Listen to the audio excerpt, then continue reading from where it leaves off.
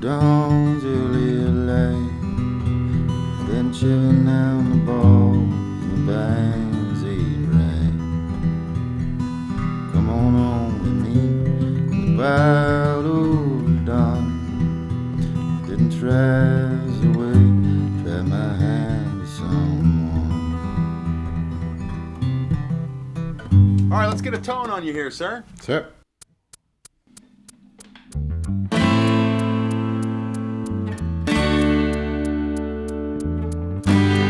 We record drums first. We all get in the room together to build it and try to get kind of the live feel.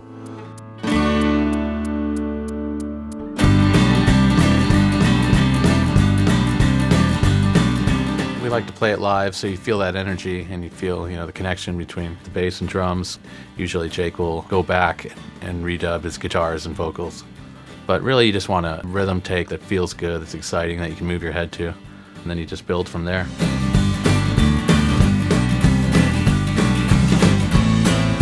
I think we did this record in 2 separate rhythm section dates. I think we did 6 songs the first run, 5 the second run, and then as you've seen, as you've been here, it's come in, work a day or 2 here and there, picking up, doing things. The one line that I'm concerned about is when we go back into that G, just that no dragons left to slay. I want that to be like a long, prettier line.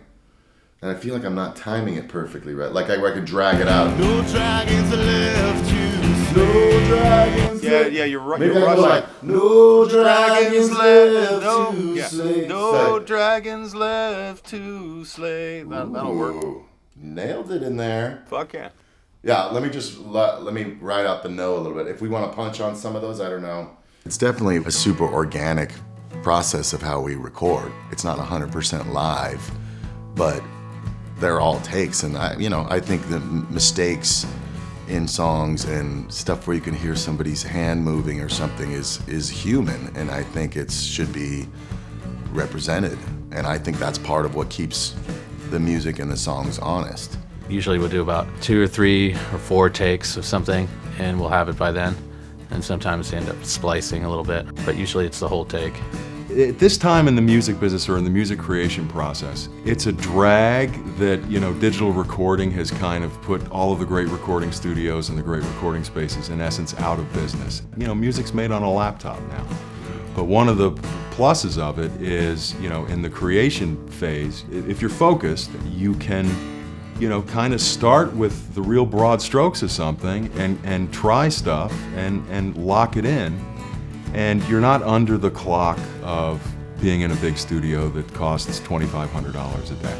I think that in a lot of ways Jake flourishes in this environment because, he's a family man, he's got a lot of responsibilities, he's got a lot of stuff on his plate. And this environment really allows him to, dig in really deep, but then also, be able to pull out and do other things or to kind of spread it apart. And we always work at the artist's pace. You can't really, push it. We'll push him, but you reach a point of, zero-sum gain after a certain point.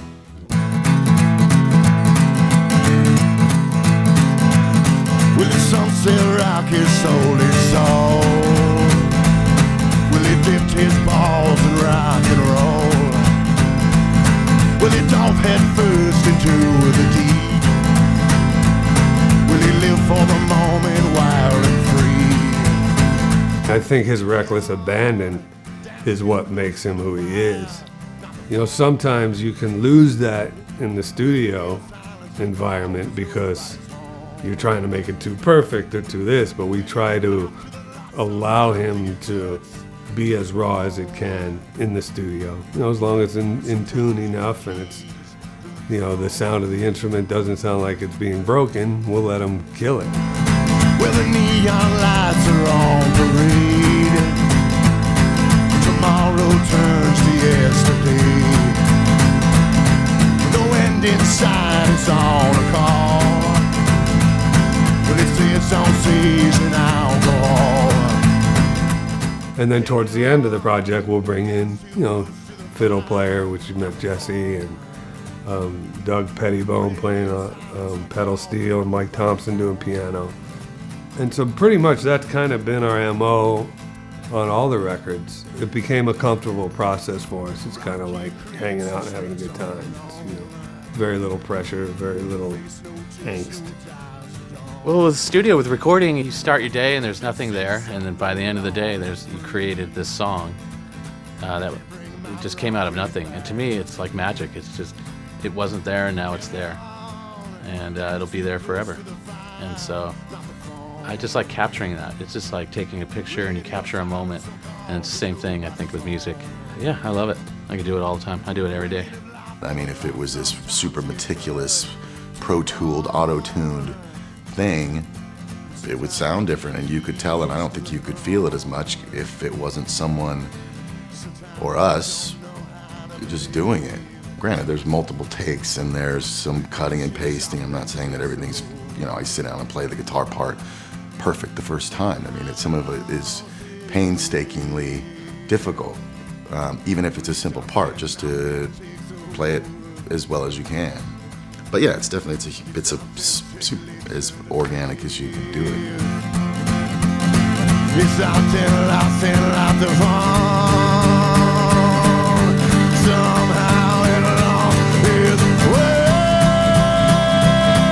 Somehow it lost control.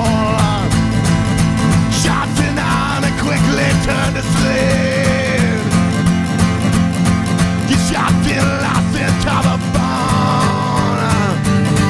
With notes of pop, souls are sorry.